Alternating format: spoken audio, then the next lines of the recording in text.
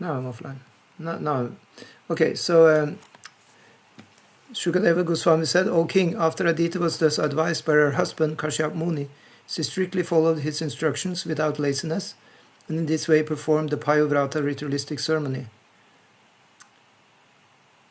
So the purport says, for advancement in anything, especially in spiritual life, one must strictly follow the bona fide instructions of the teacher. Aditi did this. She strictly followed the instructions of her husband and guru, as confirmed in the Vedic injunctions, Yasadeva para bhaktir yate deve tatagurau. Yata deve tatagurau. Yeah. This is, I think it's from Upanishad. Yasadeva para bhaktir yata deve tatagurau tasyaite katatahi. He says one can understand all the imports of the Vedas by the help, of the Guru. Yeah, in Bhakti Yoga.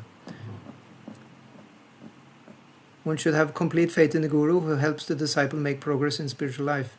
As soon as the disciple thinks independently, not caring for the instructions of the spiritual master, he is a failure. Yasya prasadan nagati kutopi. So that's Prabhupada quoting that verse from the morning song.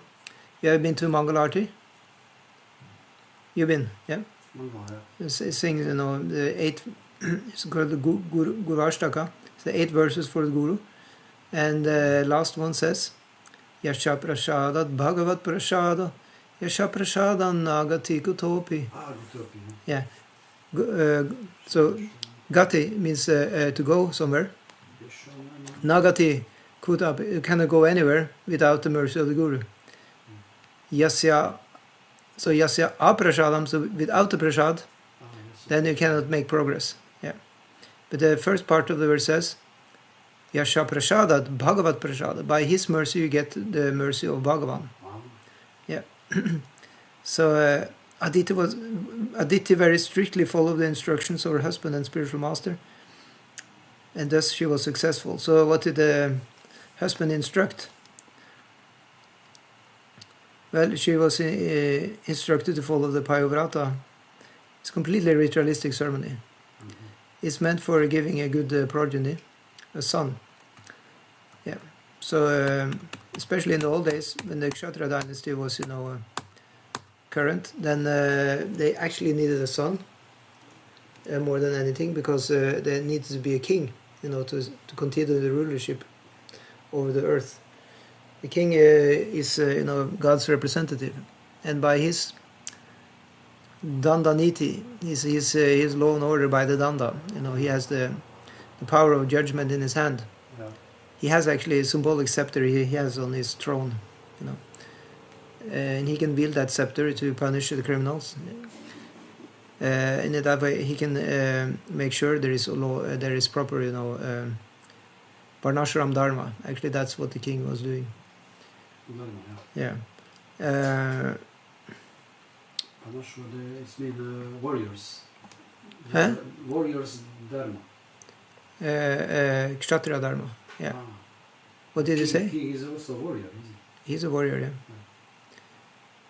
So the next verse says, Chintayanti ekaya buddhya mahapurusham ishvaram pragriyendriya dushtarshvan manasa buddhisaratihi manaschaika graya buddhya bhagavati akilatmani vasudeva samadhaya chacharaha payovratam.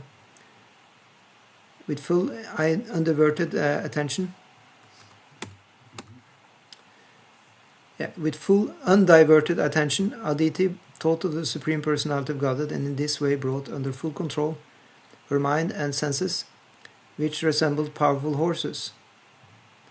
She concentrated her mind upon the Supreme Lord Vasudeva. Thus she performed the ritualistic ceremony known as Payovrata. Yeah. So, just to be sure, we got it right here. The Payo means milk, and Vrata means a vow. Yeah, you know what a vow is? Like something surprising. No, That's in English when you say wow. But there is Yeah. another word. The word wow with W, that's surprising. But wow with a single U, Single. it means that you, for example, you get married, you vow to stick with your wife. Yeah. That's also called a vow. Yeah. The utterance is similar, you're right. So this is called vrata, is a vow. For example, on the Kadashi, we have the vow to not eat the grains and beans. Yeah. Oh, you mean the fruit and vegetables? Well, yeah, you can say in the other sense, but it's about avoidance also. One should avoid, eating grains on the Kadashi. Yeah. So Prabhupada says in the purport, this is the process of Bhakti Yoga. Anyabilashita shunyam jnana karmanya anavritam. Sorry. Anyabilashita shunyam jnana karmadi anavritam anukulyena krishnanu shilanam bhaktiruttama. One should render transcendental loving service to the Supreme Lord Krishna favorably and without desire for material profit or gain through fruitive activities or philosophical speculation. That is called pure devotional service. End of quote. Prabhupada says, one simply has to concentrate upon the lotus feet of Vasudeva Krishna. Savai mana Krishna padara vindayo. Then the mind and senses will be controlled and one can engage himself fully in the devotional service of the Lord. The devotee does not need to practice the Hatha Yoga system to control the mind and senses. His mind and senses are automatically controlled because of unalloyed devotional service to the Lord. Yeah, so Hatha Yoga is a mechanical process and Bhakti Yoga is the natural process. Yeah. More transcendental. Yeah. However, there is no harm in doing Hatha Yoga for your health or whatever. It's no harm, but it's not needed actually, because Bhakti is independent on that. Love is independent of all these things. But, Yeah. One question. Yeah. Is it Hatha Yoga more selfish? Hatha Yoga is actually, you can say, kind of new Prosperity of in one sense. gorgeous. The original system is Ashtanga Yoga, and the Hatha Yoga is dealing with the stage of asana. So asana is when you're supposed to sit. Yeah. Yeah, but Material, but in order to sit, movement. then this asana level can also contain all the practices of purification that they do, to have life here very nicely moving. One removes all the impurities of the body. One do all kinds of exercises, sitting postures, stand on the head, and so on. Very nice exercise. So then that one will be able to sit for at least 3 hours in a stretch. That's kind of the minimum to do a serious yoga. You'll be able to sit, still in 3 hours, something like that, to focus on the life breath and do pratyahara, shutting down the senses, because that's the stages after asana, is pranayama and pratyahara. So each step is dependent on the previous step being properly performed. So if the previous step is not performed properly, then you can move to the next one. It's just like computer programming. In computer programming, you have to operate with different, sets inside the machine. If you miss, the preliminary steps, you cannot go further. Actually, the program will not work. It has to do all the work properly for each level. So it's mechanistic in the real sense of the term, because the body is also a machine. So yeah. So Bhakti Yoga is completely otherwise. It's completely organic.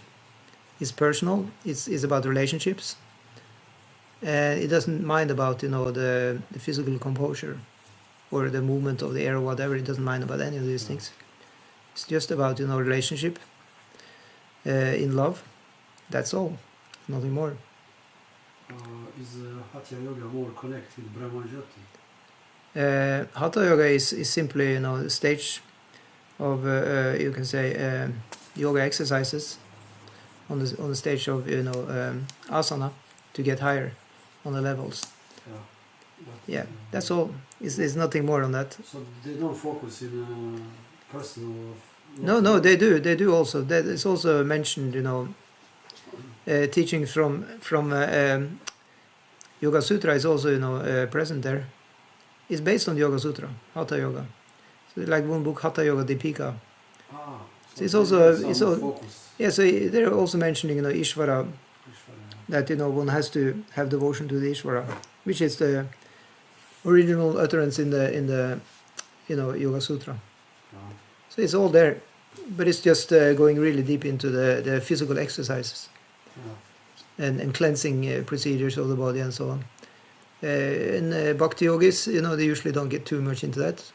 We are more based on seva, service and deity worship, things like that. It's going automatically. Yeah, that's what it said. All other kinds of yoga is... They cover there. You will have, you will have the darshan. If you do deity worship, you will have the darshan of Lord. And that can be, your meditation, which is the higher level. High level. So in that way, one doesn't need to do all these physical exercises. Oh, that's cool. Yeah. It's much easier. Yeah, and Prabhupada mentioned this verse from Bhagavatam, Savaimana Krishna Padara Vindayam. This is about, King Abarish is mentioned in Bhagavatam as the one who practiced, controlling all his senses in service of Lord. Each of his senses is mentioned as doing a service. So Maharaj Ambarish, first of all, he was controlling his mind. Savaimana Krishna Padara Vindayam. He was Aravinda Pada, the lotus feet of Krishna. He was having his mind focused on that. Vachamsi Vaikunta Gunarnu Varnane. He was talking about, the qualities of Vaikunta. I say that's another name also of Krishna or Vishnu. Vaikunta planets. Yeah, you can say, or Krishna himself, the Lord of Vaikunta. Karao Harer Mandira Marjanadishu. With his hands he was cleaning the temple. Shrutim Chakurarchuta Satkato Udaya. And with his ears or hearing power, then he was listening to Achyuta Kata. Achyuta Kata, so that's, Achyuta is another name of Krishna. Achyuta. Yeah, he's not baffled, you can say. Achyuta means to kind of be falling or put out of order or something. So Achyuta, he's not diminished in any way. Okay. Yeah. Yeah. So in the same way, it said, Mukunda Lingaya Nadarshana Drishau. And how is he using his Drishau or his eyes? He's having the darshan of the limbs of Mukunda in the temple. So in other words, he's seeing, he has darshan of the deities in the temple. That's how he utilizes eyes. And then it said further on, he uses his feet to go to the places of the pilgrimage of the Lord, and so on. It's very wonderful. So use all the senses in service of the Lord. So he is the perfect yogi. Yeah. So that tallies with what Krishna says in the Gita, that, Krishna says, Yoginam apisarvasham matkatena antaratmanam. The best yogi is the one who always has his self and mind fixed on me. Yeah. It's all about love. Forget all this mechanic stuff. Yeah.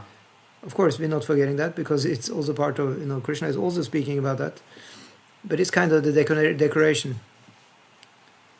It's a very nice verse, from the 12th canto, and see if I can find it.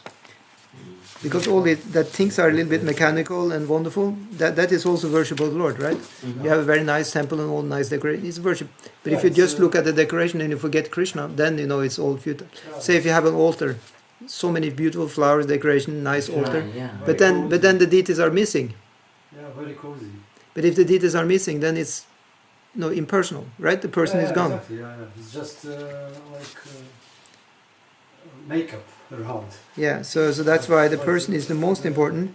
And for those who are actually really devotees, like in Vrindavan, sometimes it's not so much decoration and things, because the Lord is keeping them poor. So they may have very simple deity of Krishna, and there may not be even so much flowers and things. But they are so devoted, they don't need all this stuff, because they just see Krishna. And even the deity doesn't need to look so beautiful. It can be a very simple deity. But but they have same power if you're making nice or like this. Yeah, so here's a nice verse. Yam Brahma Varunendra Rudramarutastun Vantidiya Istavai Vedai Sangapada Kramupana Shidai Gayantis Yam Samagaha Dhyanavastitha Tadgatena Manasa Pashanti Yam Yogino Yasyantam Navedu Sura Suragana Devaya Tasmaya Namaha. Sutta Goswami said, unto that personality whom Brahma, Varuna, Indra, Rudra, and the Maruts praise by chanting transcendental hymns and reciting the Vedas with all their corollaries, Padakramas and Upanishads, to whom the chanters of the Samaveda always sing, whom the perfected yogis see within their minds, after fixing themselves in trance and absorbing themselves within him, and whose limit can never be found by any demigod or demon. Unto that Supreme Personality of Godhead I offer my humble obeisances. Wonderful, yeah?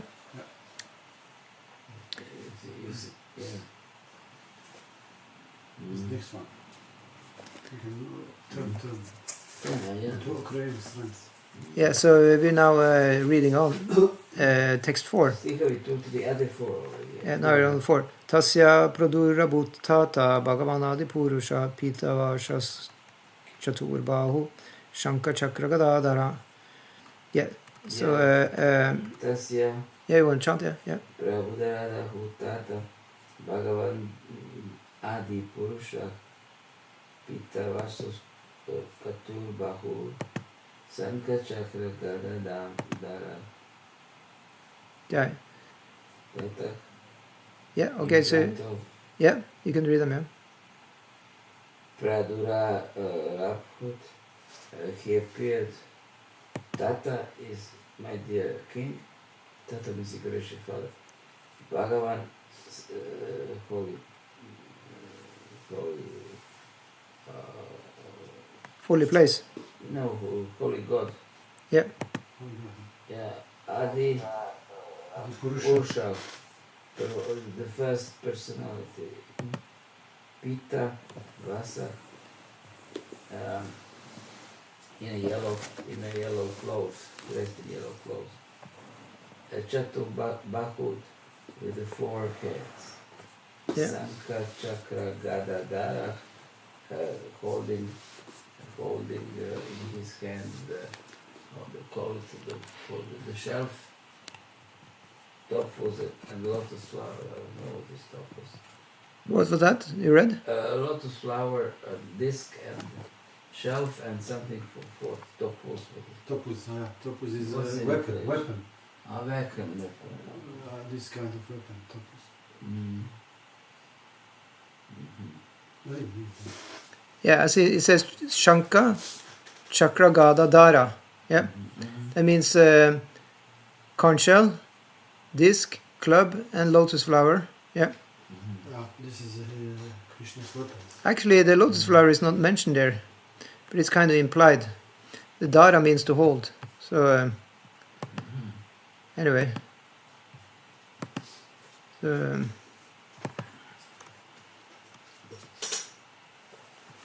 Okay, so, yeah, the translation says, My dear king, the original Supreme Personality of Godhead, dressed in yellow garments and bearing a conch shell, disc, club, and lotus in his 4 hands, then appeared before Aditi. So he appears. He gives his darshan. Yeah. Tam netra gocharanam viksha saha suttaya sadaram nanama bhuvikaya na dandavat priti vivala. Yeah. And Tam, the Supreme Personality of Godhead, him, netra gocharam, visible by our eyes, viksha, after seeing, sahasa, all of a sudden, Uttaya, getting up, Sa-adaram, with great respect, Nanama, offered respectful obeisances, Bhuvi, on the ground, Kayana, with the whole body, Dandavat, falling like a rod. Sometimes you hear this expression, Dandavat. Danda means, the rod, staff. Yeah. Okay. So if you put a staff on the ground, it's just... So that's Dandavat, that one is falling like that, like a stick. Yeah. Pretty, yeah? Is this a stick, the bhakti using? Yeah, they're like the sannyasis. Sannyasi has a stick, for example. So they're following with Prabhupada, a lot of this picture. Yeah, at that time there were a lot of them. Yeah. Priti Vivahala, almost puzzled because of transcendental bliss. Please, Priti, yeah, means loving bliss. Yeah. In the translation, when the Supreme Personality of Godhead became visible to Aditi's eyes, Aditi was so overwhelmed by transcendental bliss that she at once stood up and then fell to the ground like a rod to offer the Lord her respectful obeisances. Yeah, so let's see. We'll read the next one here also. I'll just take a look at this. Yeah. The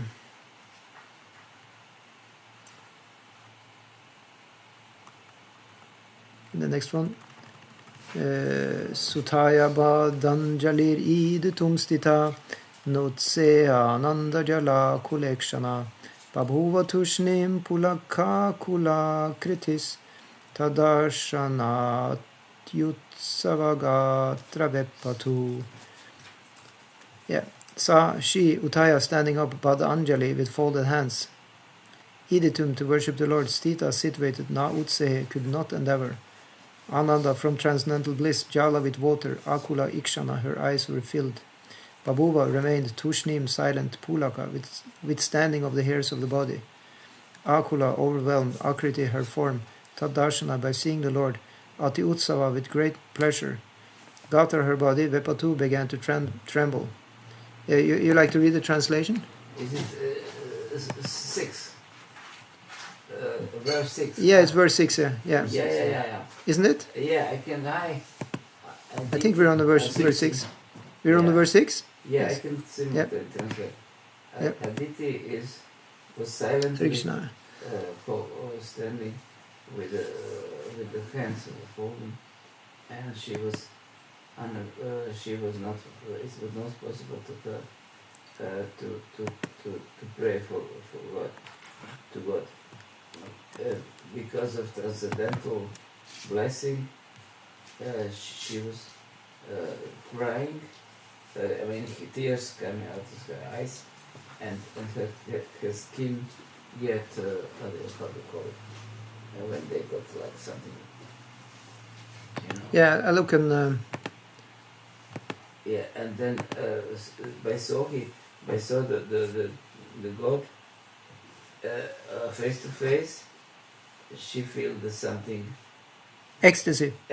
yeah, and she started Her body trembled. trembling. Yeah. The body trembling. Yeah. Yes. Did you tell before that the hairs on the body stood on the end? Yeah. Yeah, exactly. Yeah, so we'll read the next one. Prita Shanair Gadgadaya Gira Harim Tushta Vasade Vyaditi Kurudvaha Udvikshati Sa Pibati Vachakshusha Ramapatim Yagyapatim Jagatpatim. Pritaya, because of love, Shanai again and again, Gadgadaya, faltering Gira with a voice, Harim unto the Supreme Personality of Godhead. Tushtava pleased, Sa, she, Devi, the demigoddess. Aditi, Kuru Udva, O Maharaj Parikshit. Udvikshati, while starting, Sa, she, Pibati Iva, appeared as if she were drinking. Shakshusha, through the eyes, Ramapatim, unto the Lord, the husband of the goddess of fortune. Yagyapatim, unto the Lord, the endurer of all sacrificial ceremonies. Jagatpatim, the master and lord of the entire universe. Translation. O Maharaj Parikshit, the demigoddess Aditi then began offering her prayers to the Supreme Personality of Godhead in a faltering voice and with great love. She appeared as though drinking to her eyes the Supreme Lord, who is the husband of the goddess of fortune, the endurer of all sacrificial ceremonies, and the master and lord of the entire universe. Yeah, so the purport, after observing the Payavrata, you remember what the Payavrata was? It's this. What was a vrata? You remember? Vrata door. Mm. What was a vrata? You remember? You said wow? Ah, wow, yeah. It's this married. What is a vow? Wow, it's when you get married. No, not get married. No. It's a determination. Ah, determination. Yeah, it's true, as you say. It is also when you get married. Then you make a vow that you should stay married, isn't it? Yeah. You make a vow that you should stay forever or something like that. Or you know. Stable. If you sign up for a job, then you make a vow. You know, I will be in this job for 1 year, for example. Yeah, make a contract. This is a vow. Yeah. Or on the Ekadashi, you make a vow that you will fast for this day only. Yeah, this is a vow. So she had this. How long was her fast? I think it was something like 1 month. Yeah. She's doing this. So that means every day she only going to drink milk, was it? Something like that. Yeah. And she should do some other things also. I think it has been described in the previous chapter. She should be very clean, always be clean. Yeah. You remember in the previous chapter? Yeah. She should not go to bed without having, washed her feet and hands like that. Stuff like that, to be keeping very clean. That's part of the vrata. Tapasya. Tapasya, yeah. So vrata is a kind of tapasya, you can say. Yeah. Krishna says in the Bhagavatam elsewhere, he says, Tapasya hridaya mayam. Tapasya is really my heart. He says that to Lord Brahma. He likes that Lord Brahma is doing, the tapasya. It's pleasing. When Brahma was born, he's sitting on the lotus flower. He don't know where he is, what to do. I'm sorry, the light is off. It's because he was on the operation. Yeah. So his eyes are so sensitive to the light. Not operation, but they put some drops. So it's killing his eyes to have this light. So that's why we don't have. But luckily we have a light on the. I have light on the camera here, so I'm in the light for the YouTube. Yeah. Are you streaming? Yeah. Sorry for that. Yeah. Okay, so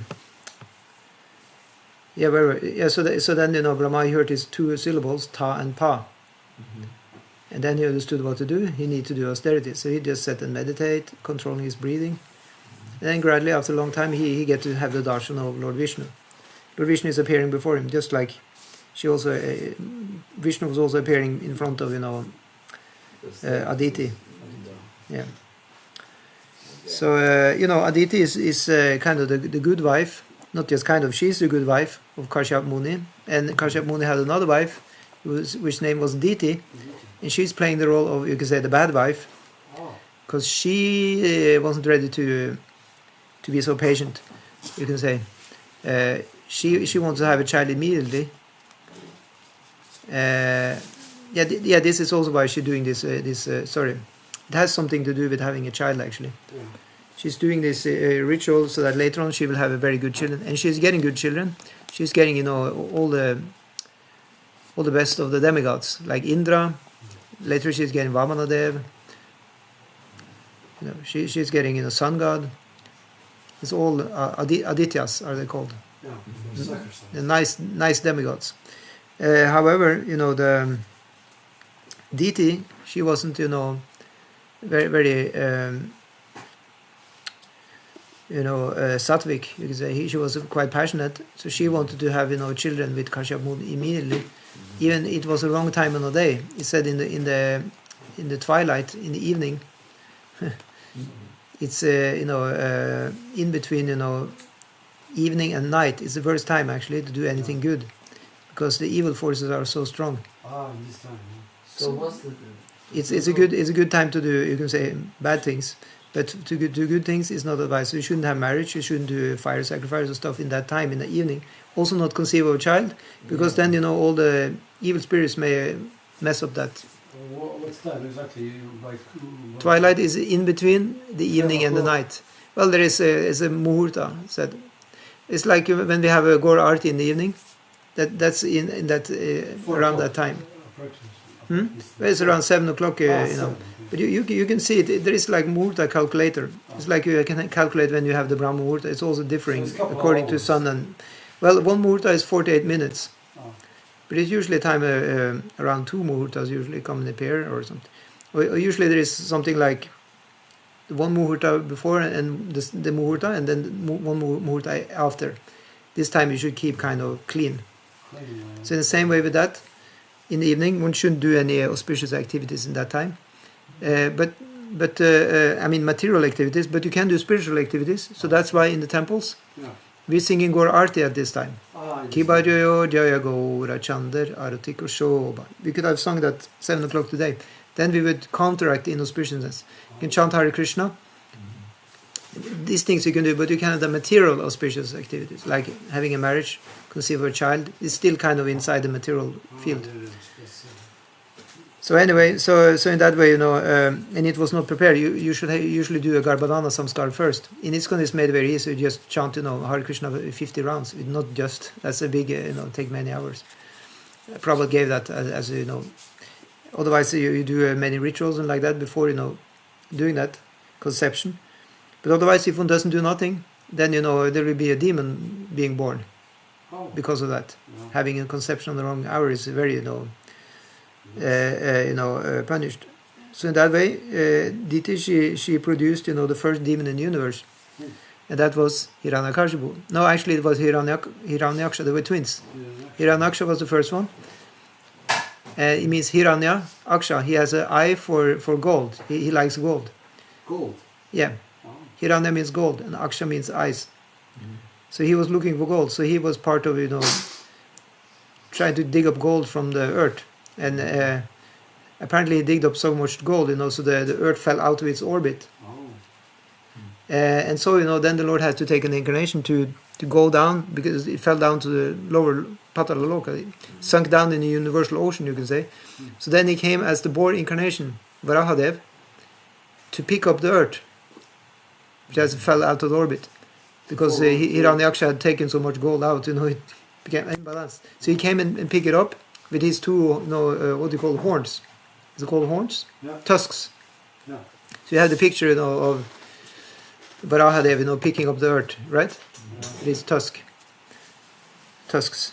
But then, also he was fighting, with Hiranyaksha, and he killed him with his tusks also. So what happened first, picking up the earth or killing Hiranyaksha? Maybe he killed Hiranyaksha first. Yeah. And then the brother was so angry,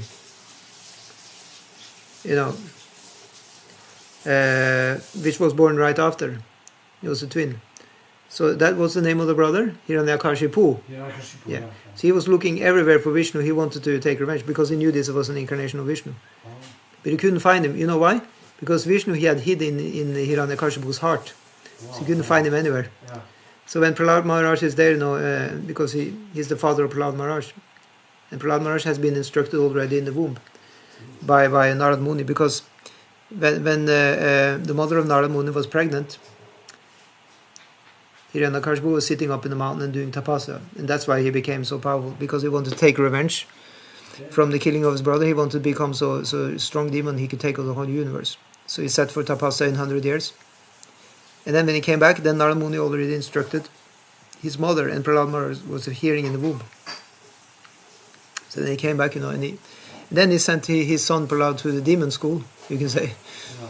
But when he asked Prahlad Maharaj, what did you learn? Then Prahlad Maharaj is answering, Shravanam Kirtanam Vishnu Smaranam Padasevanam Archanam Vandanam Dasyam Sakyam Atmani Vedanam.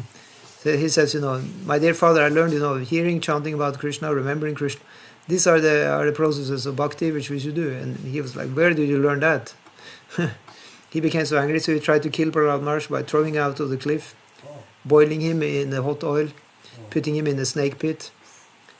And he couldn't kill him because he was protected by Vishnu. He said that Prahlad Maharaj was protected by his smaranam, by his remembering Vishnu always. So in that way, Hiranyakashipu was not, happy. And then, one day he asked, where is your Lord? You're always talking about, Bhagavan. Where is he? And Prahlad Maharaj says, he's in this pillar. No, first he said he's everywhere. Oh. Everywhere, so Hiranyakashipu, he's in this pillar also? Prahlad Maharaj says, yes. And then he was striking the pillar with his hand and crushing the pillar. He's a huge demon. Right. And then, Nrsingadev came out of the pillar, half man, half lion incarnation. Yeah. And he just was fighting, and killing him eventually. Yeah, he didn't have chance against Nrsingadev. Yeah.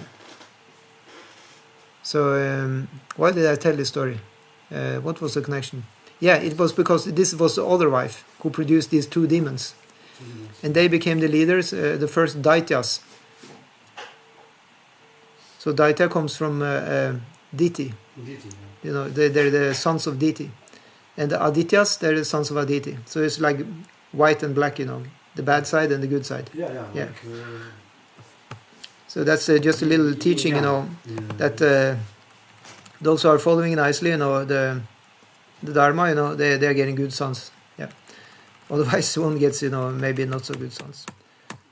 But anyway, still, although the son, we have not been good sons or whatever, we can still become good by chanting Hare Krishna, Krishna Krishna, Hare Hare, Hare Rama, Rama Rama, Hare Hare. Yeah, so how far did we read here? Was I reading the whole thing? After observing the Payavrata, Aditi was certain that the Lord had appeared before her as Ramapati, the husband of all good fortune. Yeah, so Rama, who is that? Now this is test. Rama with long A in the end. Rama, long A. In the end. Rama, like Lord Ramatani, he has a long A in the beginning. Rama, right? You say Hare Rama. But this person is Rama. So who is that? I don't know. Rama. It says the female names usually have long A in the end. Maybe female. Yes. Yeah. I gave a hint. So who do you think it is?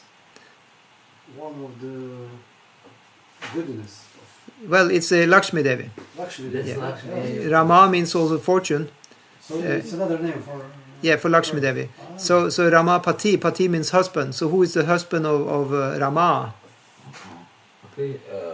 That's Vishnu. Vishnu. Yeah.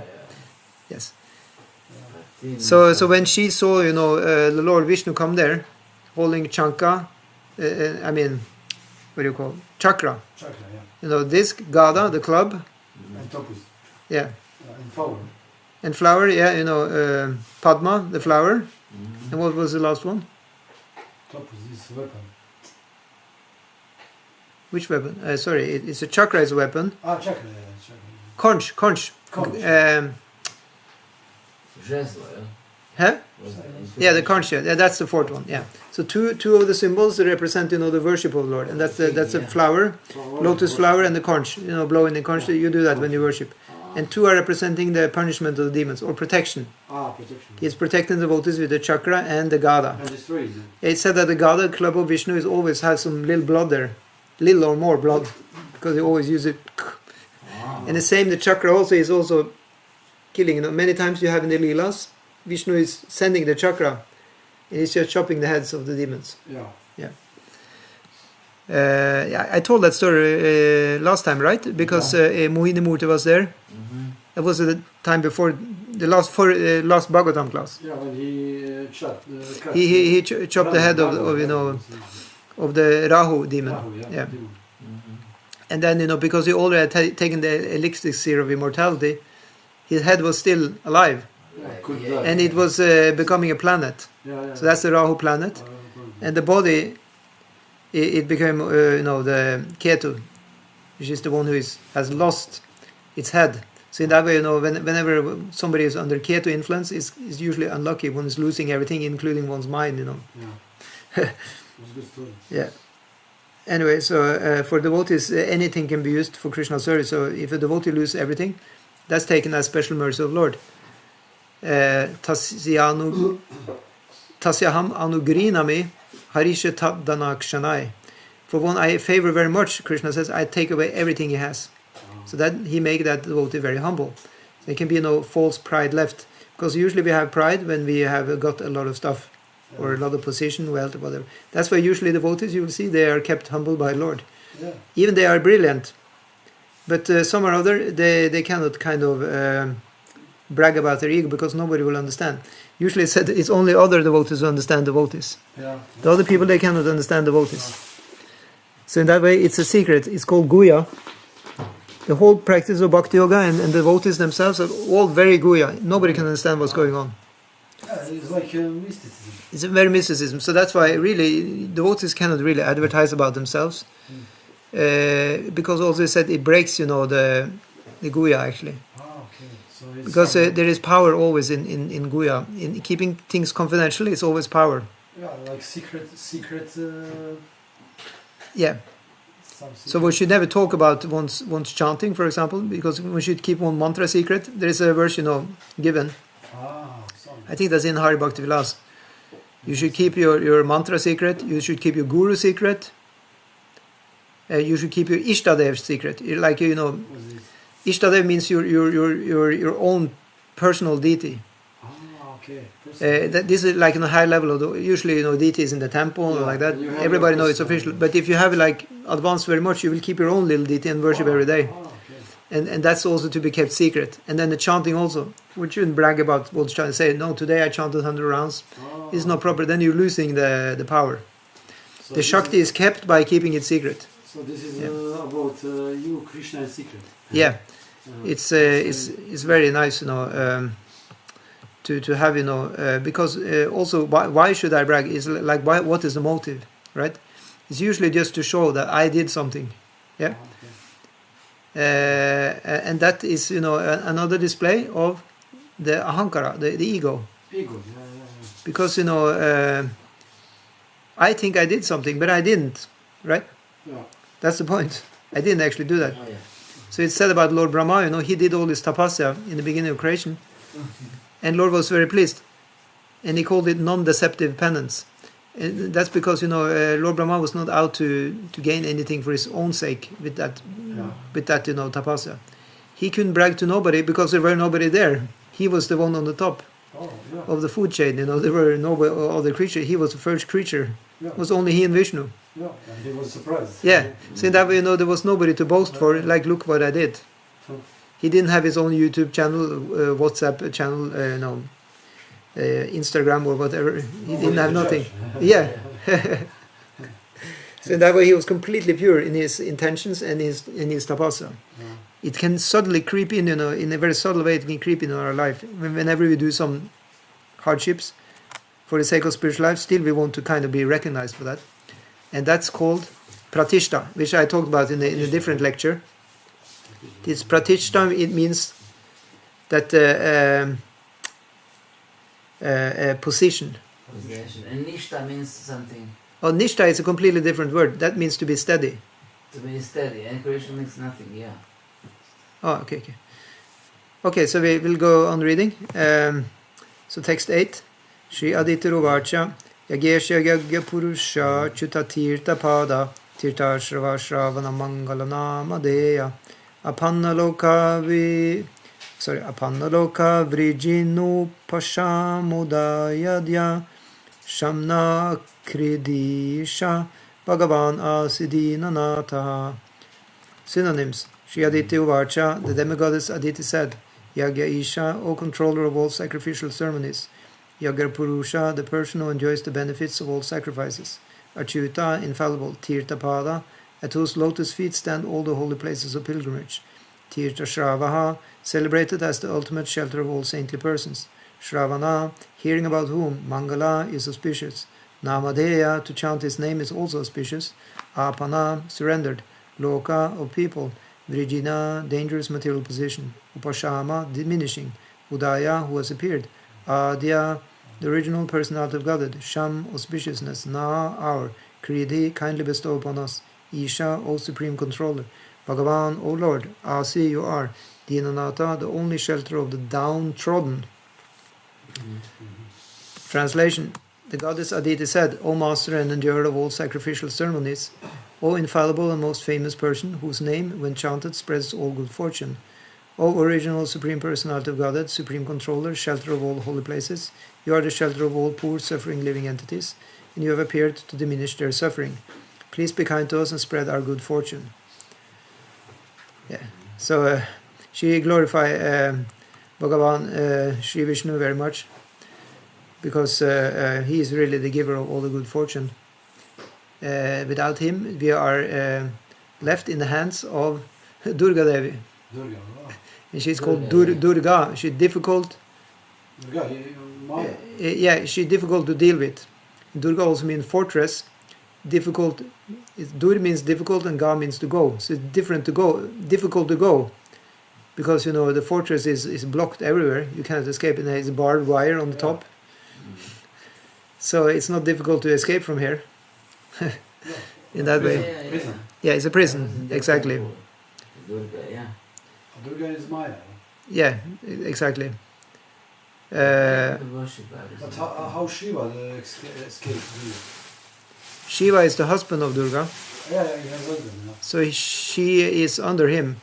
That's the kind of patriarchal relationship, that he's the pati. As I said, Vishnu is also Ramapati.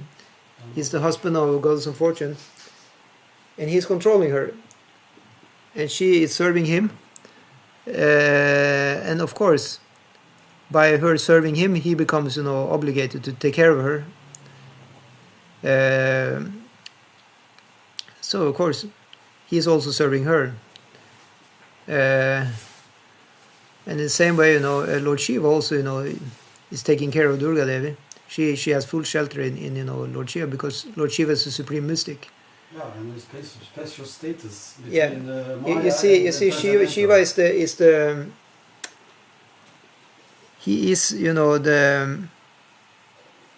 he's the Purusha. He is the one who has all the power, and the energy of Shiva is Shakti, which is Durga Devi. In the same way, Vishnu is the Purusha, and Lakshmi Devi is the Shakti. It's always this thing about the male and female. It's a Shakti, which is the female. Oh, Shakti. Yeah. What And is the Shakti? Shakti means energy, Energy. power. Yeah. Yeah. It's a very important principle about Shakti, because everything is going on here by Shakti. So that's why I said, is Durga is controlling everything, because she is in charge of all the Shakti. Whatever I do, to lift up my hand is Shakti. Wow. Shakti. Like, my eyes are blinking by the Shakti. Shakti. My thinking power is also working by Shakti. It's all Shakti. Mhm. It's different flavors of the same thing. You mean thoughts? Yeah, Wow. they're moving by Shakti also. She is in charge of everything. Srishti stiti pralaya sadhana shakti reka chayeva yassa bhuvana vibharti durga. Said in the Brahma Samhita. Srishti, the creation. Stiti, the maintenance, preservation. Yeah. Mhm. So it said, and the destruction is her, all these Shakti, is Tritya Shakti, the three Shaktis, and she has, her Trishul, she has three, what do you call, pointed, Mhm. she has 3 points on the Trishul, yeah, Okay. like a fork, yeah. Fork, yeah. And in that way she is also, scary. But for devotees, a fork is not scary. If you use it for Krishna, you can eat, Yeah. with a fork for Krishna. Mhm. Yeah. Of course, we don't eat meat. You can use it to eat, potatoes, for example. Yeah. So that is sadhana. That's her sadhana to take care of the preservance, destruction, and maintenance of the universe. I mean, and creation. Mhm. In that way, she's actually. She can also say you can say it in a different way. She's the mother of the universe. She's the Garbha. Garma means the womb of the universe. So I explained before, that Lord Vishnu, as Mahavishnu in the spiritual world, he's breathing out all the universe. When the universes are breathed out, he's looking at each universe. I mean, his sight is just looking at everything. With his seeing power, he's entering there and he's impregnating the Garbha, the womb of material nature. Because he is the Purusha and this is the Prakriti. He is the Purusha and this is the Shakti. So he's sending his Mhm. Chit Shakti in there, and the Chit Shakti is the living entities. Oh, He's sending life into that, otherwise it's just dull. It's a jada. that's soul. Yeah, it's a jada, jagat, it's just dull. It's achit, it's inert matter. But when the soul is there, he's activated everything, because it's it's alive. Yeah. And then seemingly, material world is now alive and cooking, and all innumerable forms are manifested all the time, by passion, so much, work and development all the time, going like crazy, just like an anthill, see all the activity there. Why is all this activity going on in the anthill? Of course, it's because there is a queen there, isn't it? It's like they're all males, they're running around just to serve that one queen in the anthill. Yeah. So in the same way, like to take it in a different way, all of us we are running around serving because of the sex life. It's like from the material point of view, it's like the principle is working because of the Prakriti and Purusha, these dynamics. Yeah. To reproduce. Yeah, there is a reproduction, and all the other things are part of that. Oh, yeah. So it all works around we this. work for eating Yeah. meat and having sex. It's a life force. Like, Because, you know, this is... party fun. Yeah, so it's a mode of passion. Yeah. And it binds also, so you become attached also. So in that way, the whole world is functioning. But now here comes the thing: how are you going to have spiritual life in all this? Well, then you need to have, you know, some good instruction how to do this. We're not saying to stop it, but how to do this for the purpose of the spiritual, you know, elevation. To get out of Yeah. this. Exactly. So as I mentioned many times before, then you need, you know, the methods. The method is called sadhana. It can also be called tantra, because usually tantra is, you know, everybody think of tantra in terms of the left-hand tantra, all the mystical, you know, all this stuff. But actually tantra is mostly used in the right-hand tantra, Vaishnava tantra. So that's another Pancharatra, called the Sattvata tantra. So then you have all these nice methods that we're chanting on the japa beads. We're going to temple, we have, you know, we offer the food and then we eat the food. You have the marriage ceremony. You have the children are going through the samskaras, just like when we were in the temple. There was Upanayana samskara. The child was giving, you know, the Gayatri mantra. He's learning to do, you know, Sandhya Vandanam. Every day he's doing, you know, the Brahminical duties. It's a part of the samskara to elevate the human being up to the spiritual level. So in that way you can have all these things. So this is what Aditi is representing. She's doing now the Payavrata to have the good son. It's a samskara also, you can say. It's many samskaras related to the birth. Actually, it said that the father, the man in the family, he's doing all the samskaras for the sake, you know, of his wife and children. But the wife can also do some samskaras on her own, specifically related to her son, his son's pregnancy. She's just building up her power. Yeah. So maybe technically it's not a samskara, it's called a vrata at least. But you can say in another sense, everything that we do which is good, it's also a good samskara. It's called the bhakti samskara when it is connected with Krishna. So this is also, as Prabhupada says, he says, this is the bhakti yoga, this is devotional service. So he was, in Prabhupada's opinion, what Aditi was doing, it was devotional service. So in that way it will classify as a bhakti samskara. Yeah. And, you know, and these samskaras are staying. So in the next life we are thriving on our previous bhakti samskara. If we had any in our previous life, that would make us eligible to continue and going to temple, to associate with devotees and so on. Yeah. So said here, you know, the Supreme Personality of God, he is the master of you know, those who do all these, you know, vows and austerities, and he bestows benediction upon them. He is worshipable for devotees through the devotee's life, for he never breaks his promise. As it says in Bhagavatam, Kanteya pratijanihi name bhakta pranashyati. He says, you know, my bhakta will never be vanquished, never be perished. Yeah. O son of Kunti, declare it boldly that my devotee never perishes. The Lord is addressed here as Achyuta, the infallible, because he takes care of his devotees. Sadhavo hridaya mayam. He says, all the sadhus, they are in my heart. He says, there's nobody more dear to me than my devotees. So you have any comments or further questions? No, it was very interesting to hear this talking about. Yeah. So we have, you know, the nice examples in the Bhagavatam about how to function as a human being, doing, you know, what is normal for a human being to do, but doing that, you know, for the sake of Krishna Bhakti. You can say Bhagavatam is said to be the explanation of the Vedanta Sutra.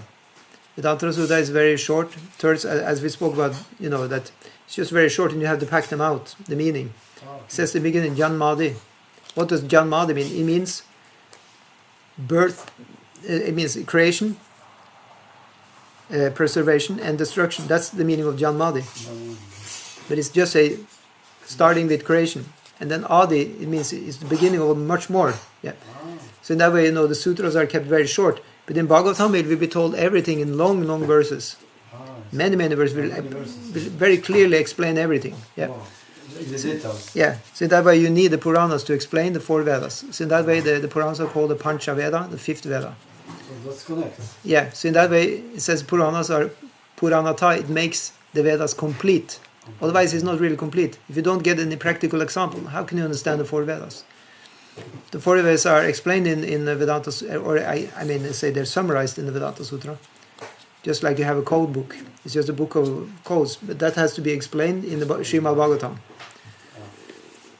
So in that way we can understand how to act. So the point here is that one should want to have a good offspring, not necessarily a son, but at that time it was very important for her. So any other comments? I wonder if there's some kind of Vedas which is not given still and keeping it secret. Oh, you mean it's secret Vedas? Yeah. In one sense, the Vedas are already secret, because it's called Veda Goyam, because actually you can only actually get access. Now we're talking about 4 Vedas. Yeah, You can only get access that by your birth in the Brahminical family, because you need to learn the Sanskrit from childhood, and you need to be trained up by mother and father, have Gayatri mantra chanting, and to actually understand the deep import of the Vedas. So in that way, it's secret. It said these mantras, it's not allowed to be chanted publicly. But still, of course, they are doing. Yeah. But actually, they are, confidential. But Hare Krishna mantra you can chant. Yeah. Maybe it's because of what you said. Well, yeah, you said it. That Lord Chaitanya is said to have reversed the mantra. That it was apparently some say that it was appearing Hare Rama, Hare Rama, Rama. Wait a minute. I can't even say it. Hare Rama, Hare Rama, Rama Rama, Hare Hare, Hare Krishna, Krishna Krishna, Hare Hare. It was the opposite way. Yeah. So when he reversed it to be Hare Krishna, Krishna Krishna, Hare Hare, Hare Rama, Rama Rama, Hare, then it's no longer technically a Vedic mantra. He has released the mantra by reversing it. But of course it's the same. I actually said that this mantra is different from Vedic mantra because it's just nama, it's just names. It's names of the Lord. And that's why it's actually freely available for everybody. Especially after Chaitanya Mahaprabhu's, you can say, operation. So... but otherwise, it said that mantra is Guya. Mantra is also, it actually means confidential. And then you have, the thing that it should be kept secret and all this. But the Hare Krishna mantra is different. Because it's supposed to be spread in the kirtan to everybody. To purify the whole world. And this is easy to catch. Which verse do you know? We're reading in the purport to text 8. So Prabhupada says, anyone inimical to the devotees is certainly vanquished by the mercy of the Lord. The Lord is the source of the Ganges water, and therefore he has addressed here as Tirtha Pada, indicating that all the holy places are at his lotus feet, or that whatever he touches with his foot becomes a holy place. So I told you a story, and when Bala Maharaj, that was the last time, when Bala Maharaj was there, and Vamanadev came, dwarf Brahmana, incarnation of Krishna, and he asked for just 3 steps of land, and he's a dwarf, so that can be very big steps. So he was laughing, this is not very much, but okay, you can have it. So with the first step, then Vamanadev is expanding his body, so he cover the whole world, and he take over with this 1 step even the heavenly planets. His second step, he's covering all the layers of universe, just breaking through. It's like 7 layers of universe. It's piercing through the earth layer, water layer, fire layer, and each layer is 10 times thicker than the other. Finally, he pierces through the last layer with his toe, and then through the piercing, then he comes into the spiritual world, which is the Viraj river is there, and that is falling through, coming out the Ganges water. So he gives Ganges water. Yeah. It said that by his touching the water, then it becomes actually Yamuna or Ganges water. By Krishna's touch, it becomes that holy water. Whatever it was before, now it's holy. So Bhagavad Gita, for example, begins with the words Dharma Kshetra Kurukshetra. Because the Lord was present on the battlefield of Kurukshetra, it became a Dharma Kshetra, a place of pilgrimage. Therefore, the Pandavas, who were extremely religious, were assured of victory. So that's another thing that Krishna is just touching his foot on the soil, then it becomes a holy place also. So he said he was in Vrindavan. So anybody who goes to Vrindavan, they should just roll around in the dust and be purified by it, because it's Krishna's. Krishna's feet have touched that earth. I mean, it's still there, no? They didn't take away the ground. The ground is still there. Krishna was stepping there, and his devotees were also stepping there. So it's completely, auspicious to have it on your body, purify the body. Yeah, you have to go without shoes, anything, barefoot. Right, yeah. Go with them and. Did you do that Govardhan Parikram barefoot? I did it. Oh, you did it? Oh, nice. 4 in the morning, it was all day walking around.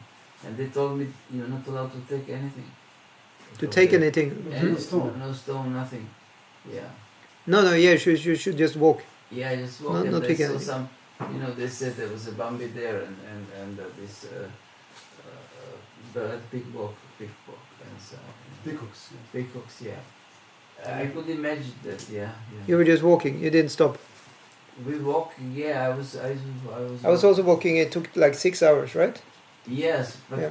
it's far from Vrindavan with the rickshaw, 1 hour maybe. Yeah, it takes some time to go there, yeah. We went with 3 of us, it was still night when we started. Yeah, when you stopped it was becoming evening. Yeah, when we came it Yeah. was become evening and we came with the other rickshaw, but it was gave me so much energy there. It's an amazing place, yeah? And I'm especially amazed to see all the people who are doing this parikram. Yeah. Huh? I walked with a Russian woman, a Yeah. young woman, she was very good, yeah. She was. And you got blisters on your feet? Sorry? You got blisters on your feet when you finished? Your feet was... No, you just left shoes there. No, I haven't got any blisters. No. Oh, that's good.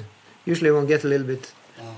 But if you started that early, maybe you were okay, because it's usually when the day starts, it becomes so warm. So when you step, you get... Yeah, because of The feet are hurt. Yeah. It was November, it was not so hot. Okay, very good. It was some. Yeah. Have you seen there also? Is it some river? No, you can swim there in the Radhakund and Shyamakund. I was in Radhakunda, yeah. You were? Yeah. Yeah, that was one of the most fantastic swimmers. Because nobody wanted to swim. I don't know, they were somehow scared or whatever, didn't like to swim because it was, of the leaves coming in this pond. So the water was changed. It's like dark brown, lila, something like that. But I swim and I was feeling so great there. So nice. There. And they said, wait for me, don't go, because there are a lot of beggars and everything. Actually, it's with the Radha Krishna houses for Radha, no? Yeah, Varshana. Yeah. You went there also? Yeah, it's there. But actually there are a lot of it's like poor Muslim villages there. A lot of like living in some small houses, and then children, like a group of children, going after us, begging for something, Yeah, that's part of it. That's part of it. Yeah. But it was. One should give to the Vrajavasis, it's very auspicious. Yeah. And it lasted long. Yeah, we had somebody who was leading us, but it was different from Govardhan. Govardhan was one day with this lady and a couple from somewhere else. We walked, and then different people were walking, and it was all day. The other was also all day, and so many trips from Vrindavan I did, from Jiva Institute. Yeah. Very nice. Well, you experienced a lot of nice things. That's for sure. You had a very good India trip, that's for sure. And yes, the yajna also, the one day, yajna. You're part of the big fire sacrifice also, yeah? Yeah, but the Babaji said we'll have to take our water because, they are used to drink whatever water and we could get sick if we don't get our water. You brought your own water. We brought our water, but he eat everything what they gave us, and they gave us like a small, like scarves, and the scarf was even money. They put some 300-400 rupees in it.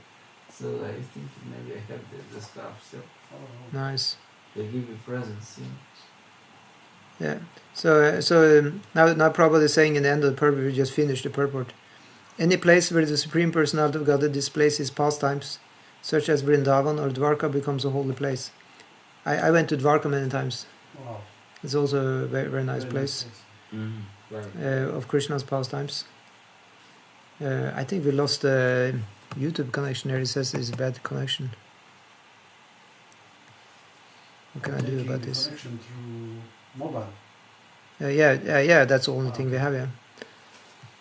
Anyway.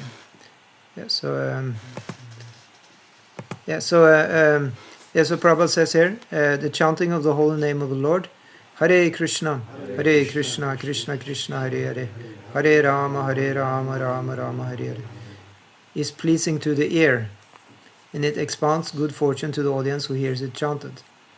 Owing to the presence of the Supreme Personality of Godhead, Aditi was fully assured that the troublesome condition created for her by the demons could now be ended. Yeah. She was having darshan of Vishnu, so she was out of trouble.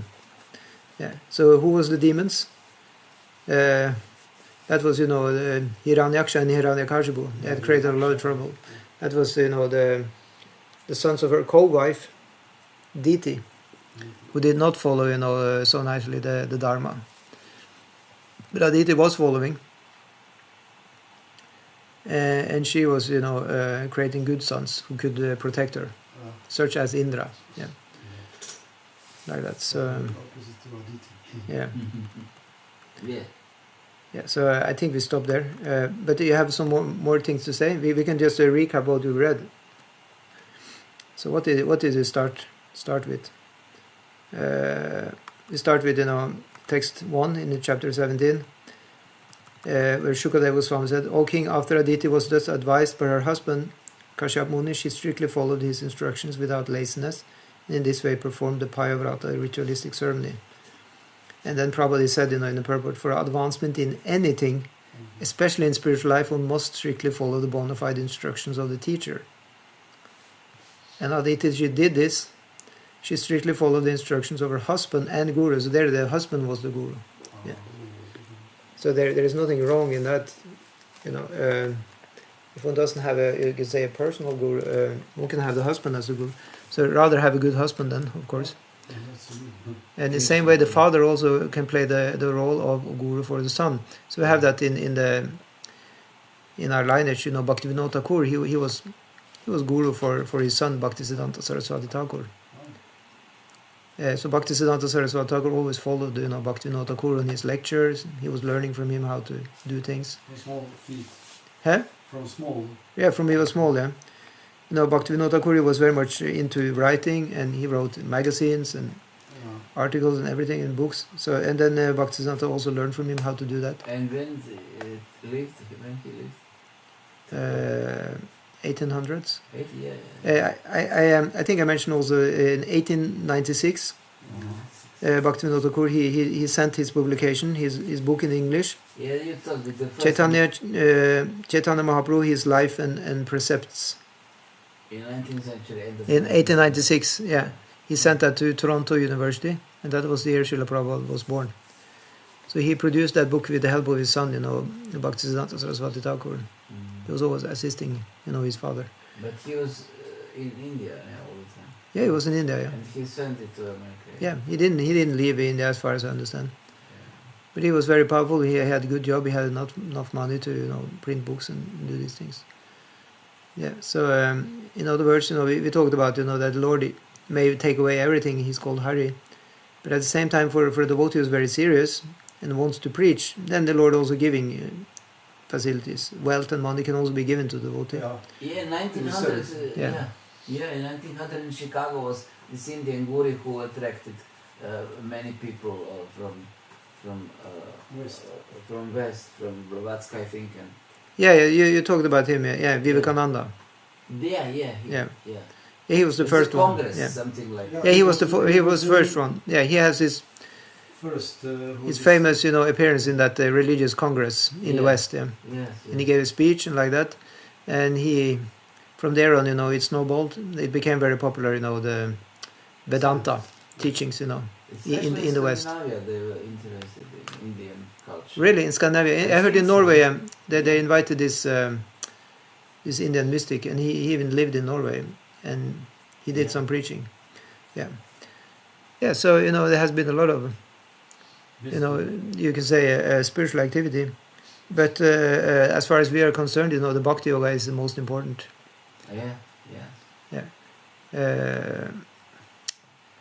So for that, one needs to learn from the books. Yeah. So that's why Srimad Bhagavatam is a good book for that. Yeah, I'm also here from properly Yeah, you have to What? hear from those in the disciplic succession, so that the teachings are not distorted. Mhm. Yeah. And Goswami translated. And this is what Prabhupada translated. That. This is Prabhupada's translation. Yes. And Prabhupada is following very, very much in line with Parampara. Like there are many other.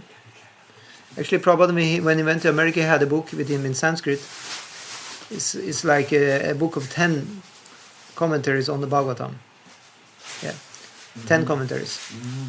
So you can say the foremost of them is the commentary of Sridhar Swami, and then you have Vishwanath Chakravarti Thakur, and you have Jiva Swami. So in that way, you have the many kind of sources to how you're going to interpret the verses and understand them, and they all tally with each other usually. They may differ sometimes in some technical things, but they all tally in the Siddhanta. The conclusions are very similar. Like the Jiva is subordinate to Bhagavan. There's a super soul, there's a soul. All these things are very clear. You have the 3 gunas. The setup is completely, everybody agree about that. Sattva, Raja, and Sattva, Sattva. Rajas, Yeah. and Tamas. Tamas is in the Yeah. night, no? Tamas is the darkness, yeah, Darkness, yeah. ignorance, yeah. And Sattva. Rajas, Sattva is the goodness in the light, and Rajas is the one in between. That's the passion. But this 3 plus 8 is 24 now, 24 hours. In daytime you can Yeah, say which part of the time. yeah. It's said that the day is divided into 8 yamas. The yama is a time unit of 3 hours. Yeah, so that's another thing. It's said that you can take the 3 gunas and you can multiply them with each other. 3 times 3 is 9. 9 times 9 is 81. Yeah, and then you go on, and in that way you get all the 8,400,000 species of life, because it's all mixture of all the gunas and the material elements. You And get meditation is good in the morning or something. meditation is best in the Brahma Muhurta time. Yeah, it's like before sunrise. Before. Yeah. Yeah. Because that's the Brahmas, Lord Brahma's Muhurta. It's his time when he was meditating. And that is in Sattva, huh? If you do that, you're in Sattva Guna. Yeah. It said the days, everything is divided into gunas. You can take anything. So you can take yourself. Our own body is divided also. So you have the lower part of the body is the Tamaguna, middle part is Rajaguna, and the head is Sattva Guna. Low is The lower part of the body, Tama, and then you have the middle is like Rajaguna, and the higher the head is the Sattva Guna. So in the terms of priority, you will choose to do more with this. So the classes of people also, the Brahmanas, they should use their head mostly. Speak and use the eyes and like that. And the Kshatras, they're very strong. They use administration, use their hands, and then Vaishyas use their belly portion to make food. You can say, fill up the belly means also to accumulate wealth. They're very much storing stuff, right? Vaishyas has the big storehouses. That's Vaishya. They store so much goods, and they can sell for cheap prices, import and export. So storage is the belly. And then you have working with the legs, and like that. That's the keeping the whole society up, because their number is also more. The down you go is more. So that's the Shudra, workers. Workers, yeah. And also the And then you have, I remember my grandmother would say, like, watch out that your, how say, this head does, that like you have 2 heads, one is here and your stomach is there. Yeah. So this should be main. This should be the main head, exactly. Don't let that one prevail, like you go after your senses. Exactly, and that's also one of the instructions we get here from Diti and Aditi, to have the regulated progeny in the mode of goodness. That's preferred, by the regulation of Dharma, that should be assured. So anyway, so then you have even the day is divided like that, but there is going the opposite. So then in the beginning of the day is Sattva, Middle of the day is a Rajaguna, and the end of the day, that's Tamaguna. So that's why I said this end, in the twilight, especially it's Tamaguna, between the evening and the night, because then Lord Shiva, he is out there riding on his bull, and all the hobgoblins are following him, Lord Shiva is followed by the most tamasic creatures, because they're getting power from Lord Shiva. Everybody's getting power from someone, and Lord Shiva is the one giving power to all the tamasic people.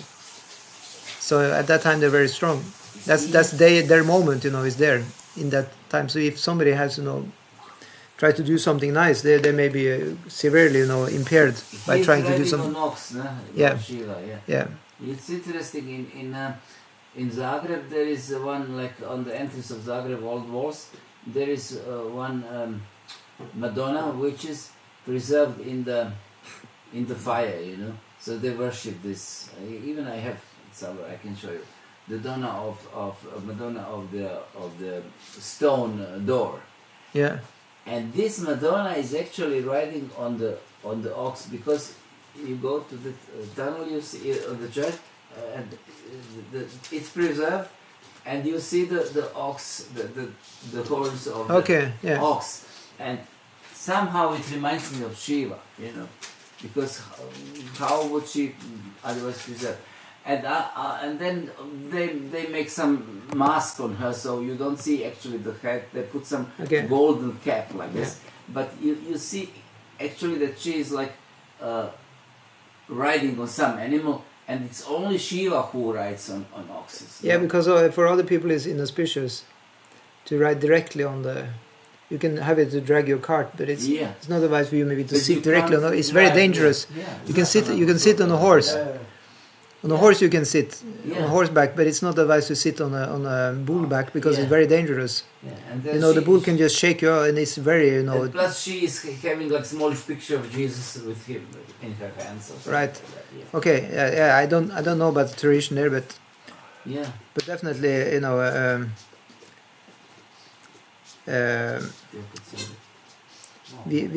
we cannot imitate anything that Lord Shiva is doing. Basically, Lord Shiva is a very mysterious figure, and he's doing all uncommon things. He's mysterious. Yeah. Everything Lord Shiva is doing is very uncommon and special. Yeah. So we cannot imitate nothing of what he does. He drinks the poison, He's sitting in tapasya for thousands and thousands of years. He's chilling. You never see even a Shiva inside the house. He always sits outside, In the crematorium he can sit, and he smear himself with ashes. You cannot copy that man. I mean, he's worshipped a lot, because there was an incident in Iskcon temple in London.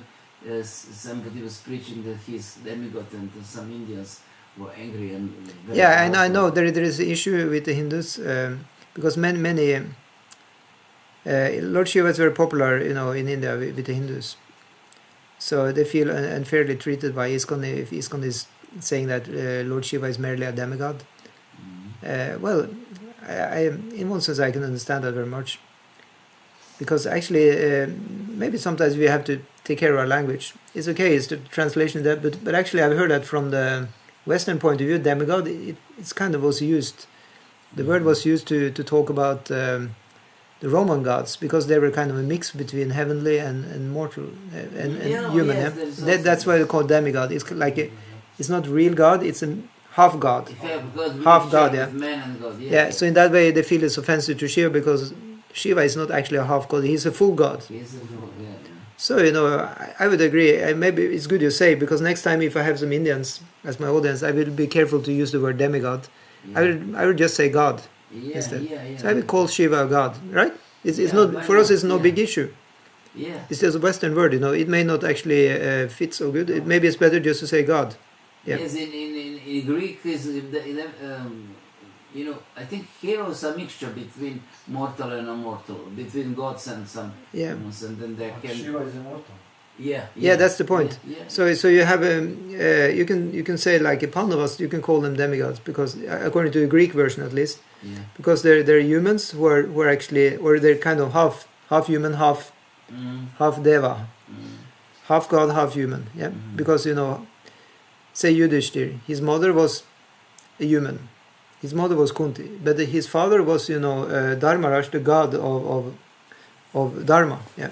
So in that way, you can say he's a half man, half god. You can call him, according to the Greek definition, then he would be termed a demigod, right? Yeah. So yeah, these are technical details which can be adjusted. We don't have any problem with that at all.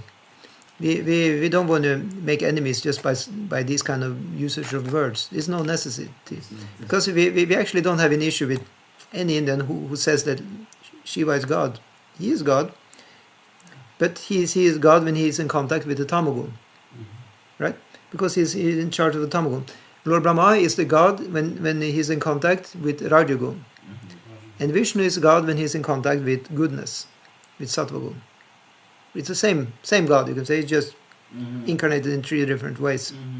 Yeah, this is according to Brahma Samhita. It says, Kshiraya Tadadir Vikara Vishesha Yogat Ya Shambhutam. It says, Shambhu or Lord Shiva. He is like you have milk. When you put some curdling agent, like you have some sour substance like tamarind or something in the milk, and you let it stand for some time, it becomes yogurt. So then you can say it's called dadhi or something, yogurt in Sanskrit. So then it's no longer milk, it has turned into something else, but at the same time it's milk. Can you say that yogurt is not milk at all? It is milk, but in a transformed way. So in that way, the Brahma Samhita is describing that it is still a Krishna, but he is transformed because of contact with the Tamagun for doing a specific job. That's the word used in Brahma Samhita. When Lord Krishna or Vishnu wants to do a specific job in the material world, he becomes Shiva. So in that way, we can definitely call him, God. There's no problem with that. Yeah, but we don't have him on the altar in our temple and worship him as the God, because that position is reserved for Krishna, Govindam Adi Purusham. He is the original Purusha, and all the others, gods are emanating from him. Ramadi Murchu Kala Niyamena Tishtan Nanavataram Akarod Vibaneshu Kintu Krishna Swayam Samabhavat. It says that Krishna is the Swayam Bhagavan, and all these other incarnations or expansions are coming from him. Yeah. So in that way we have a reconciliation by, simultaneously oneness and difference. Achinta Beda Beda Tattva. It's a very important tattva, ontological truth we have, and that is God is one. However, he appears in so many unlimited different features. According to the job need to be done, he is appearing. Just like as we had the story before presented, the Lord was appearing as half man, half lion. He's still the same Lord. He just put on a different costume. Just a different costume. Yeah. Actually, this thing about costume, I think, can work quite nicely to understand. So say you have the president, and the president is now, putting on his golf costume because now he's going to do golf. And then you can say, now you cannot talk with the president about politics because he's now a golfer, but he's still a president. So in the same way, when he comes as Nrishinga, half man, half lion, he just kill, with his nails. You cannot talk to Nrishinga then about, anything. He's just there for doing the killing business, and then he go, yeah. But it's still the same Lord. Does it make sense? Yeah, and Satchitananda is different. So yeah, then we're talking about the qualities of Lord as being, full of knowledge, sense perception, and bliss. That's it. Yeah. So in the same way, when Lord Krishna comes to do a specific job of destruction and taking care of the tamasic elements, the mode of ignorance, then he comes as Lord Shiva. He's just there to do that business. And then he's going again, you can say. Yeah. But if you want to have, the relationship, a nice, loving relationship, you rather want to choose Krishna for that. Because Krishna is a Rasa Raj. He's the Lord of Rasa. Yeah. So that's why he's the best bet to have, the loving exchanges. Either as, servant, as a friend, as, And Rasa means what? It means, in one sense you can say relationships. It means taste also. Yeah. But the Rasa means like a race in Croatian. Yeah, that's not the same here. No. But the point is that the Lord is expanding himself in so many different features according to time, place, and circumstance. And according to the person, it will be, in so many different religions, you have different features presented to the person. So that's why some people, they are very much happy to worship Shiva. There is nothing wrong with that. Let them do that. They are ready to, they're inspired to do it. And the Lord has given, inspiration also. And he's appearing now as Lord Shiva. Because so there's no problem. He can make you instant wishes come true. Yeah, because it's for people who are more materialistic, Lord Shiva worship. Yeah. He's not demanding so much, you can say, purity in terms of gunas. You can still stay in the lower gunas and worship Shiva. Krishna is demanding actually a little bit of an upgrade in our life. Yeah, he's demanding that actually, Vishnu or Krishna. He's demanding that we do worship. He says, bow down to me, worship me. Immediately going to worship Krishna. You cannot just invent anything. You need to clean up the place. You need to put an altar. You need to have a temple. You need to cook properly, sattvic food. It's going to, you have to raise the bar immediately. So when you're getting into Vishnu or Krishna, you're going to go to the mode of goodness. You cannot stay in the tamaguna. And 5 stars hotel. Yeah, exactly. Yeah. The only thing I don't understand is they say Krishna and Vishnu are the same. How you explain this? Well, Vishnu is actually expansion of Krishna, and that is specifically actually for in connection with the material world. Actually, well, you have Vishnu Loka is there also, but at least as far as we are usually talking about Vishnu, if we talk about the 3 Vishnus, the one Vishnu who lies as Mahavishnu, breathing out the universes. That's the Karanodakashaya Vishnu. He's lying on the causal ocean. And then when he breathes out each universe, in each universe he then enters as the Garbhodakashaya Vishnu. Each universe is like the inside of an egg. It's actually like an egg. Outside is golden. It has all its layers. So the egg it's called Jagat Anda, the universal egg. So inside there he's lying down as the Garbhodakashaya. Then you have the you can say the Garba ocean. Garba means the womb of the mother. So it's like a womb. The universe is like, and he's lying there and he's sweating so much when he's sleeping. He's lying always on the snake incarnation of Balaram, Sheshanaga. And all this perspiration fills up half the universe with water. So he's lying there. The snake is lying there and Vishnu is lying on top. Out of his navel is now growing the lotus flower. Out of the lotus flower is coming Lord Brahma with 4 heads. And then Lord Brahma is doing, as we explained, he's doing tapasya. He's instructed in the heart. And he's creating all the different species. And all these jivas are implanted there by the Lord in his 3rd Vishnu appearance, which is the Vishnu called Kshirodakashaya Vishnu. Is also known as Paramatma.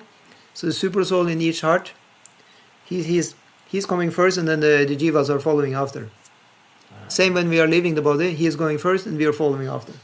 He's always with our best friend. Yeah. He's giving light in the tunnel. He said we leave the body through tunnels, like that. And we enter also through tunnels, you can say. Yes, some friend was telling me when you die, it will be a tunnel, and somebody will lead you there. But it's a super soul who lead you out of that. And it's actually connected, not directly physically, but it's a Daivibhautic, Adidaivic connection by the subtle prana. It's called the what's it called again? I forget what it's called, but it's like a thread, pranic thread between us and the Paramatma. So he is in the front, and we're just hanging with him wherever he's going. Yeah. Yeah, so in that way, we are safe with him. Of course, we are going through so many things, but he will guide us. And when we get serious, we ask to get real serious guidance. He appears in front of us as a spiritual master. The Chaitya Guru becomes the external Guru by our seriousness. And then our spiritual life can really be serious, because then on the adibhautic level we will practice. We reform ourselves grossly in the physical level to the goodness, and then inside also to the goodness. And then Adhyatmic is very easily attainable. When you are in the state of goodness, you can be enlightened and go, to a higher realm, to the spiritual world. Yeah. Somebody said that Krishna looks up for this lady, my friend's wife, like hermaphrodite. She's not is not a man, but he is if he has a Radha. Well, it's said that actually the female beauty is also there in him, because he has all the features. He is also the most beautiful. So even the female beauty is actually inside him also. He has both the male and female beauty at the same time. Isn't it amazing? Yeah. Probably, Yeah, it's true. He has actually both of them, but he's supremely masculine, and at the same time he also has the female beauty there. All attractive, Yeah. He has also so he has opposite qualities inside of him. He says for example, he's called Dhiradatta. He has actually even the qualities of being angry and boasting about himself, proud, and these things which usually are not good traits in a human being, but because it's Krishna, they are also good. They're also charming. He's the only one who can pull that off, and at the same time he's the most humble and most kind. He has all these qualities opposites in himself. So in the same way, he has also the female beauty is also there in him. And this is most attractive and everything. Yeah. So he can play the flute, be very soft and play the flute. At the same time, he can be on the battlefield and fight like anything. Yeah. But actually, that's actually not the same Krishna. Actually, it's said that when he does this fighting and killing, then he's actually having the Vishnu feature. Because Vishnu is not always appearing just with 4 hands. He sometimes appears with 8 hands. And then sword is also on one of his hands, an axe also, and bow and arrow. So these are all Vishnu. So actually, when you have the Aishwarya appearance of the Lord, that's in Vaikuntha Loka and Dvarka and Mathura. Then he's he's ready to fight like that. That's actually not Swayam Bhagavan Krishna. That's Vishnu actually. Because Aishwarya, they're the divine, you say the majestic opulence. So that's why in the Krishna Leela, you have Devaki and Vasudeva. They get born. He's born in Mathura by them, but then he appears as Vishnu with 4 arms. Immediately they know this is Bhagavan, so they have much respect and reverence. So they don't have this intimate, Madhurya level of relationship. That's only happening in Vrindavan. There Krishna appears just with 2 arms, and they think, this son is helpless, we have to help him, we have to feed him, we have to take care all the time. And sometimes even somebody telling, your son is Bhagavan, they say, what are you saying, are you crazy? He's just my little child, They never lose that mood of being actually the mother and father. That's why this is only pure Vatsalya Rasa, actually. A parenthood, emotion for Krishna. So that's why all the devotees, in the Gaudiya Vaishnavism, following Chaitanya Mahaprabhu, they aspire to go to Goloka Vrindavan. They don't aspire to go to Vaikuntha or Mathura or Dwarka. Unless, of course, they are attracted, they go there. But it is kind of a different mood, which is mixed with, the knowledge of the opulence of the Lord. Is Haridwar, is that Dwar? No, that's a different place. Dwar means gate. Gate, like dworing. Yeah. I took a rickshaw from Mathura. Delhi to Mathura is a train, and then I took rickshaw to Vrindavan, maybe 1 hour. Yeah. In rickshaw, I think. Or in car, I forgot in something, but not in the train. Yeah, Haridwar is also connected to Vishnu. It's the gate of Hari, a gate of Vishnu. Oh yeah. Through that place you can come to Vaikuntha. Yeah. That's on Ganges, Yeah. Thank you so much. Yeah. Any further comments, questions?